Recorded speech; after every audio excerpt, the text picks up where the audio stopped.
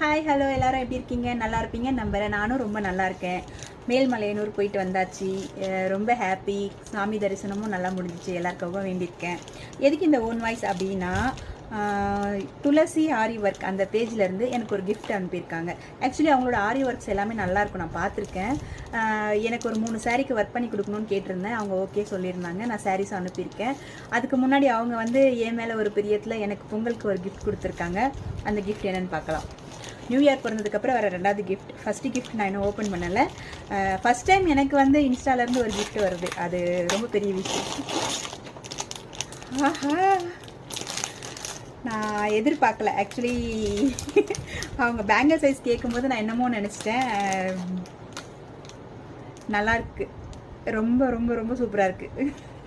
அதுக்கப்புறம் இருங்க, அவங்களோட கார்டு நான் உங்களுக்கு அவங்களோட ஐடியை மென்ஷன் பண்ணுறேன். எனக்கு ரொம்ப பிடிச்ச கலர் யாருக்குமே தெரியாது இது வரைக்கும். அவங்களுக்கு கூட தெரியாது. நானே எக்ஸ்பெக்ட் பண்ணலை. ஆக்சுவலி எனக்கு வந்து இந்த கலரில் வந்து எனக்கு ஒர்க் கொடுத்துருக்காங்க. நான் கூட ஏதோ சின்ன கிஃப்டாக இருக்கும்னு நினச்சேன். ஆனால் இவங்க ரொம்ப பெரிய கிஃப்டே கொடுத்துருக்காங்க.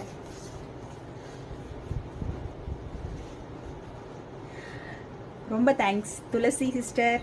உங்களோட கிஃப்ட்டு ரொம்பவே பெரிய கிஃப்ட். ரொம்ப ரொம்ப நன்றி.